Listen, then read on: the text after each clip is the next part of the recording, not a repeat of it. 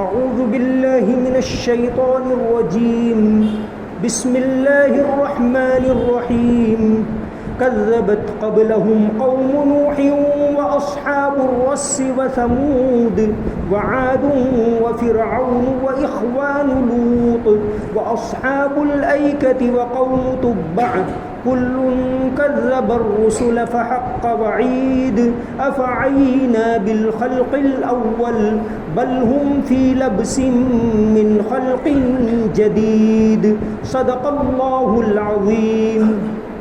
ان سے پہلے نوح کی قوم اور اصحاب رس اور ثمود کے لوگوں نے بھی اس بات کو جھٹلایا تھا. نیز قوم عاد اور فرعون اور لوط کے بھائیوں نے بھی اور اصحاب الایکہ اور تبع کی قوم نے بھی، ان سب نے پیغمبروں کو جھٹلایا تھا. اس لیے میں نے جس عذاب سے ڈرایا تھا وہ سچ ہو کر رہا.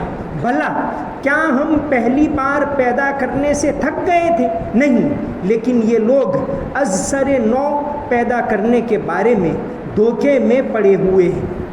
سورہ قاف کے اندر یہاں یہ بات چل رہی ہے کہ اللہ تبارک و تعالیٰ نے پہلی مرتبہ پیدا کیا ہے، وہ موت دے گا، پھر ساری کائنات کو وہ موت دے دے گا، اور ایک مرتبہ پھر سے اللہ تعالیٰ سب کو پیدا کرے گا.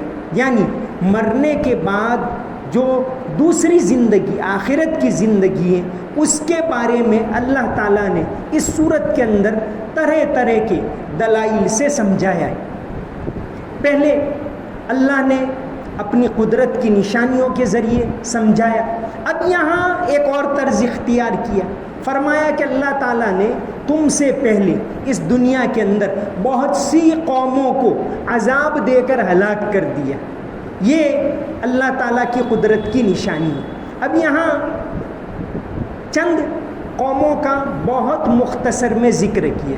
قرآن کریم میں الگ الگ جگہوں پر پچھلی قوموں کا ذکر آیا ہے، اور قرآن میں جن پچھلی قوموں کا ذکر آیا ہے عام طور سے ان قوموں کا ذکر ہے جن سے عرب لوگ واقف تھے. ویسے اللہ تعالیٰ نے دنیا میں ہر جگہ پیغمبر بھیجے، وَلِكُلِّ قَوْمٍ هَادٍ، لیکن چونکہ عربوں کے اوپر یہ قرآن نازل ہوا تو قرآن نصیحت کی کتاب ہے. قرآن میں اصل یہ ہے کہ آدمی نصیحت پکڑے، عبرت پکڑے. پھول کی پتی سے کٹ سکتا ہے ہیرے کا جگر، مرد ناداں پر کلام نرم و نازک بے اثر. علامہ اقبال کا شعر ہے کہ بعض مرتبہ ایک چھوٹی بات آدمی کے دل پر اثر کر جاتی. تو یہاں اللہ تعالیٰ نے ایک الگ طرز سے سمجھایا کہ پہلے اللہ تعالیٰ نے کئی قوموں کو ہلاک کیا. یہ واقعات پیغمبروں کا آنا بھی دنیا میں ہر جگہ ہوا. قرآن کریم اس کا گواہ ہے کہ سب جگہ پیغمبر آئے، ہر ملک میں، ہر قوم میں، ہر علاقے میں پیغمبر آئے. چونکہ اللہ تعالیٰ کو انسانیت کی رہنمائی کرنا ہے اس لیے پیغمبروں کو بھیجا. یہاں جن کا ذکر ہے، ایک تو سب سے پہلے کذبت قوم نوح، حضرت نوح علیہ السلام کا ذکر ہے. اللہ تعالیٰ نے الگ الگ علاقوں میں الگ الگ پیغمبر بھیجے. ہمارے ملک میں بھی یقیناً پیغمبر ہوئے.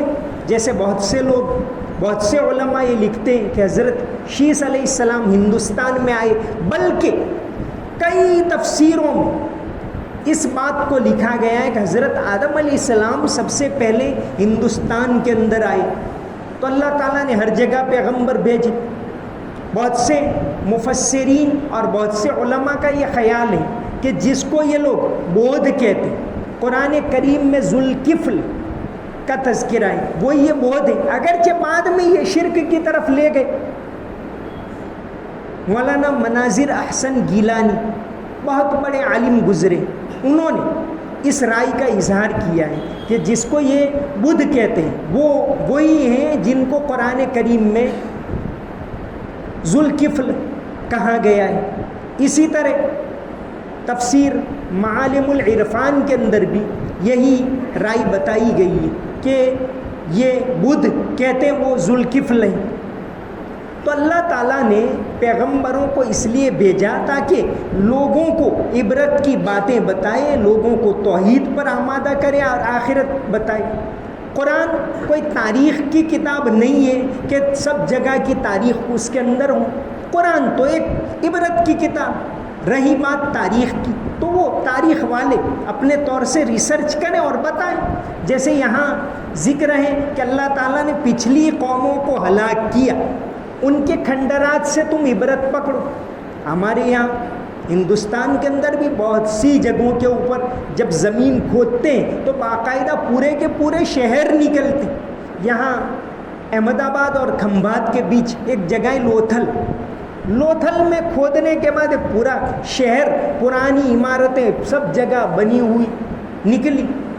موہنجو دڑو جو اب پاکستان کے اندر پڑتا ہے، وہاں کھدائی کی، وہاں تو کئی جگہوں پر پورے کے پورے شہر ملے۔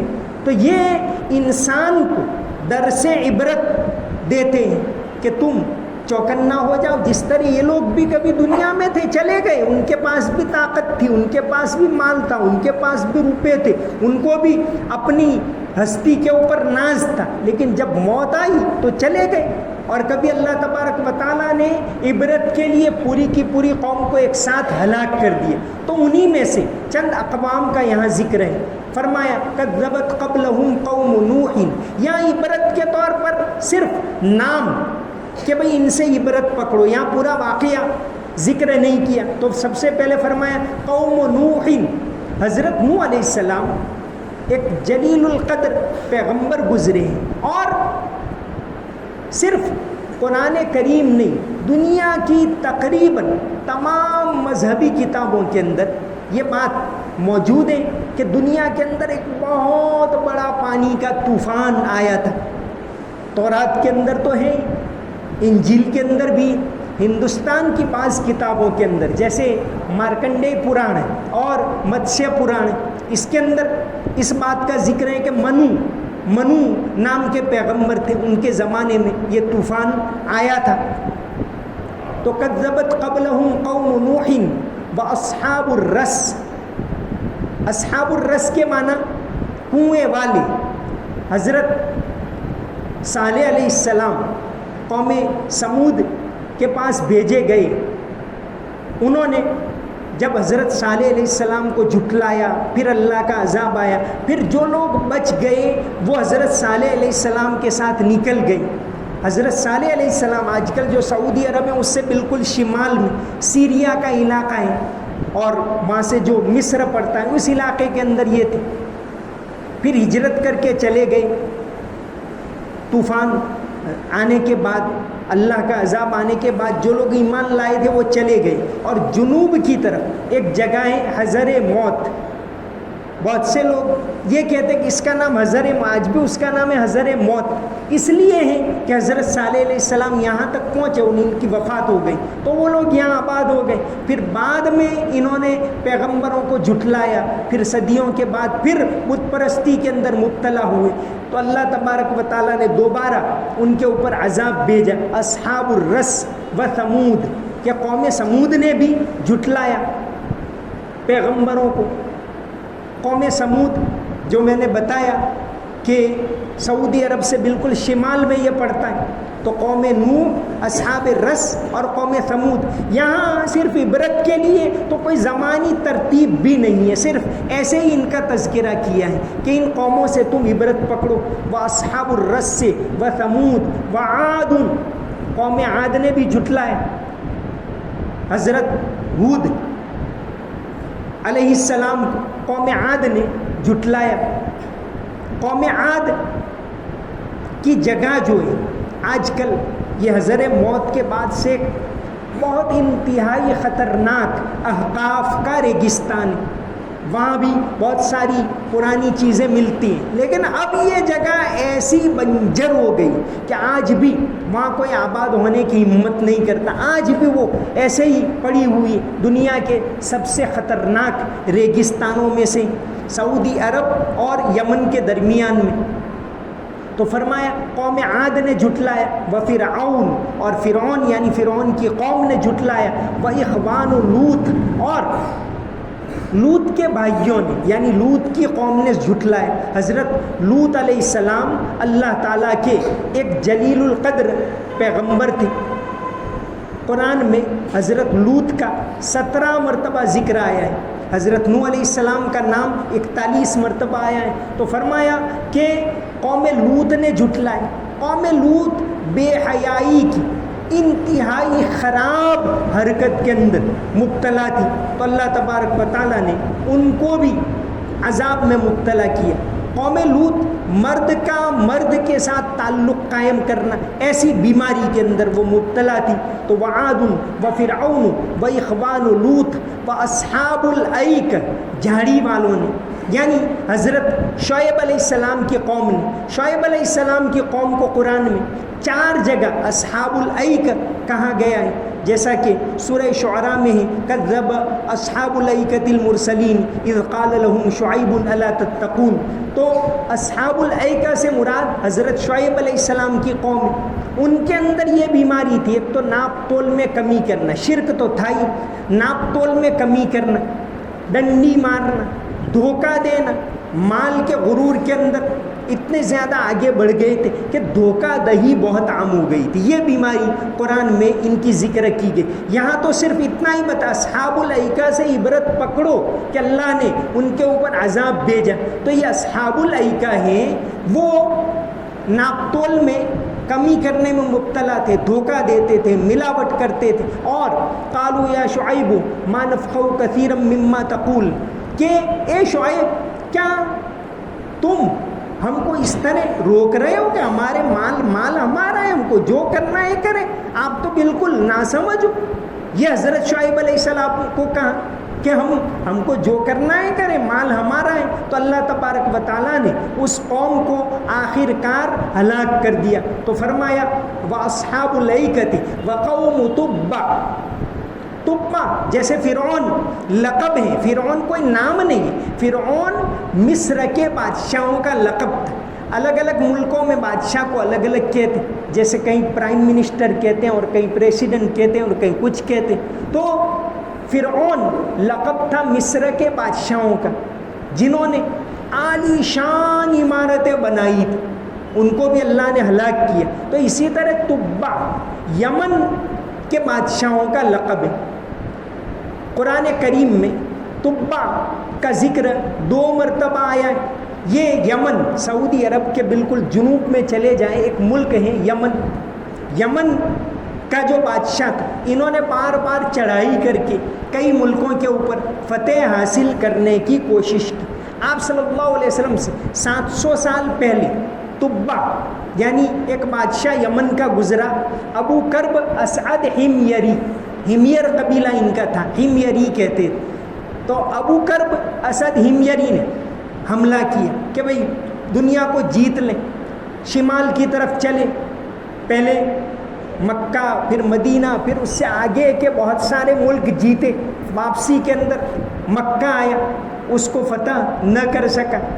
لیکن بعض لوگوں نے کہا کہ بھئی یہاں ایک بہت بابرکت گھر ہے، تو اس نے سب سے پہلے وہاں غلاف چڑھایا کعبۃ اللہ کے اوپر. آپ صلی اللہ علیہ وسلم سے 700 سال پہلے وہاں سے یہ کعبۃ اللہ کے اوپر جو غلاف چڑھاتے ہیں اس نے شروع کیا تھا. پھر مدینہ، پہلے مدینہ کی طرف آیا، واپسی میں آیا تو پہلے مدینہ پڑتا ہے، بعد میں مکہ پڑتا ہے. مدینہ کی طرف آیا، مدینہ کو تہس نہس کرنے کا ارادہ کیا. اس زمانے میں مدینہ کا نام یثرب تھا. تو ابو کرب اسد ہمیری جب مدینہ پہنچا اور کوشش کی، وہاں بعض یہودی علماء تھے، انہوں نے سمجھایا کہ یہ جگہ اس کو تم فتح نہیں کر پاؤ گے، کیونکہ یہاں تو ایک آخری پیغمبر آنے والے ہیں، وہ جگہیں تم اس جگہ کا احترام کرو. 2 کعب اور اسد نام کے 2 یہودی گئے، جیسا کہ تاریخ ابن عساکر کے اندر اس کی بہت تفصیل ہے، اور سیرت ابن اسحاق کے اندر اس کو مختصر ذکر کیا ہے. سورہ دخان کی تفسیر میں، تفسیر بغوی کے اندر بھی یہ واقعہ لکھا ہے کہ اس کو پھر تعجب ہوا کہ اچھا پیغمبر آنے والے، اور اس نے ایک خط لکھا کہ یہ آخری پیغمبر اگر میں آپ کو پاؤں تو میں آپ پر ایمان لاؤں گا، میں آپ کو برحق مانتا ہوں۔ یہ خط اس نے دے دیا اور وہاں ایک مکان بنوایا۔ مورخین لکھتے ہیں کہ حضرت ابو ایوب انصاری کا جو مکان، اسی جگہ اس نے مکان بنوایا تھا کہ آخری پیغمبر کے لیے میں یہاں مکان بناتا ہوں۔ یہ تو آپ صلی اللہ علیہ وسلم سے 700 سال پہلے، لیکن مدینہ والوں نے، یثرب والوں نے اس خط کو حفاظت سے رکھا۔ جب آپ صلی اللہ علیہ وسلم مدینہ پہنچے تو ابو لیلہ انصاری، کتابوں کے اندر آتا ہے کہ ابو لیلہ انصاری نے آ کر آپ صلی اللہ علیہ وسلم کو وہ خط دیا تھا کہ ایک بادشاہ یہاں اس طرح آیا تھا اور وہ آپ کے اوپر ایمان لایا تھا۔ ابو لیلہ انصاری نے یہ خط آپ صلی اللہ علیہ وسلم کو دیا تھا۔ تو یہاں ان 6 قوموں کا ذکر، قوم نوح، اصحاب رس اور ثمود، دوسری آیت میں قوم عاد، فرعون کی قوم، اور قوم لوط اور ایکا اور تبا، یعنی 8 قوموں کا ذکر ہے۔ کہاں کہ دیکھو ان کی تاریخ سے عبرت پکڑو، وہ بھی ایک دن دنیا میں چل رہے تھے، اللہ کی نافرمانی کی، اللہ کا عذاب آیا، تم اللہ سے ڈرتے رہو۔ اب یہ بتانے کے بعد آخری پہلے رکوع کی آخری آیت کے اندر فرمائے افعینا بالخلق الاول، بھلا کیا ہم پہلی بار پیدا کرنے سے تھک گئے؟ غور کرو کہ اللہ تبارک و تعالیٰ نے پہلی بار تم کو پیدا کیا، ایک چیز ایک مرتبہ بنائیں پھر دوسری مرتبہ بنانی ہو تو آسان ہوتا، پہلی مرتبہ بنانا ہو تو مشکل ہوتا ہے، ایک بات۔ دوسری بات اس کا مطلب یہ کہ کیا ہم پہلی بار پیدا کرنے سے تھک گئے؟ نہیں، پہلے اگر دنیا کی آبادی کم تھی اب زیادہ ہے تو بھی اللہ پیدا کر رہے ہیں، ہر انسان کو 2 آنکھیں دے رہے ہیں، ہر ایک کو 2 ہاتھ دے رہے ہیں، ہر ایک کو زبان دے رہے ہیں، ہر ایک کو 2 کان دے رہے ہیں۔ اللہ تبارک و تعالیٰ تھکے نہیں ہیں، اس کے خزانے میں کوئی کمی نہیں ہے۔ آج بھی اگر دنیا میں 8.5 ارب کی آبادی تو سب کو 2 آنکھیں مل رہی ہیں، اللہ کے اسٹاک میں کمی نہیں آئی، سب کو زبان مل رہی، جس سے وہ چکھتا بھی ہے، جس سے بولتا بھی، اللہ کی قدرت کا نمونہ۔ تو فرمایا افعینا بالخلق الاول، کیا ہم پہلی مرتبہ پیدا کرنے سے تھک گئے؟ نہیں، آج بھی پیدا کر رہے ہیں اور قیامت تک پیدا کریں گے۔ بل ہم فی لبس من خلق جدید، نہیں، یہ لوگ نئے سرے سے پیدا کرنے کے بارے میں دھوکے میں پڑے ہوئے ہیں، یقین نہیں ہے کہ اللہ تعالیٰ دوبارہ پیدا کریں گے، شک کے اندر پڑے ہوئے۔ تو اللہ تعالیٰ دوسری مرتبہ پیدا کریں گے، یہ ہمارے عقائد میں شامل ہے کہ اللہ تعالیٰ نے جس طرح پیدا کیا پہلی مرتبہ وہی اللہ دوسری مرتبہ پیدا کرے۔ ہم اپنے آپ تو دنیا میں آئے نہیں، آج سے 50-100 سال پہلے ہم میں سے کسی کو بھی معلوم بھی نہیں تھا کہ ہم دنیا میں جائیں گے۔ کون لایا؟ کس نے یہ زبان دی؟ کس نے یہ آنکھیں دی؟ کس نے یہ کان دی؟ کس نے یہ ہم کو یہ بلڈ سرکولیشن ہو رہا ہے وہ کس نے دیا؟ کھانا کھاتے ہضم ہو جاتا ہے، یہ نظام کس نے دیا؟ جس ذات نے یہ ساری چیزیں دی وہی دوسری مرتبہ پیدا کرے گا۔ تو یہاں صورت میں الگ الگ طریقے سے سمجھایا ہے کہ بھئی مرنے کے بعد کی زندگی کو مانو۔ تو یہاں یہ بات بتائی کہ اللہ نے بعض مرتبہ اس دنیا کے اندر لوگوں کو ایک ساتھ ہلاک کیا، جس طرح جیسے ان قوموں کو ہلاک کیا، جس طرح ہلاک کیا، ایک وقت یہ آئے گا کہ اللہ تعالیٰ ساری کائنات کو ایک ساتھ ہلاک کر دیں گے اور پھر دوسری مرتبہ اللہ تعالیٰ سب کو زندہ کریں گے۔ یہی یہ سورہ قاف کا خاص مضمون ہے، وما علینا الا البلاغ المبین۔ اللهم صل على محمد وعلى ال محمد وبارك وسلم۔ ربنا آتنا في الدنيا حسنة وفي الآخرة حسنة وقنا عذاب النار۔ اللهم إنا نسألك علما نافعا وعملا متقبلا ورزقا واسعا حلالا طيبا وشفاء من كل داء۔ یا اللہ ہمارے گناہوں کو معاف فرما، ہماری کوتاہیوں کو معاف فرما، یا اللہ ہمارے قصوروں کو معاف فرما۔ یا اللہ تیری مہربانی ہے کہ ہم نے روزہ رکھا، تیری مہربانی ہے کہ ہم مسجد مسجد کے اندر آئے تیری عبادت کرتے ہیں، یا اللہ ہم تجھے مانتے ہیں، یا اللہ مرتے دم تک ایمان کے اوپر جمے رہنے کی توفیق عطا فرما، اپنے فضل و کرم سے عافیت کے ساتھ تیری عبادت کرنے کی توفیق عطا فرما، تمام گناہوں سے حفاظت فرما، جھوٹ سے، بے حیائی سے، نظر بد سے حفاظت فرما، یا اللہ تمام روحانی بیماریوں سے حفاظت فرما، تکبر سے حفاظت فرما، تمام جسمانی بیماریوں سے حفاظت فرما، اچانک موت سے حفاظت فرما، یا اللہ اچانک موت سے ہماری حفاظت فرما، عافیت عطا فرما، یا اللہ روزی دینے والا تو ہے، رزقا للعباد یہ تیرا فرمان ہے، ہمارے لیے روزی کے دروازے کھول دے، یا اللہ کسی کا محتاج نہ بنا، یا اللہ نہ تو جسمانی لحاظ سے ہمیں کسی کا محتاج بنا،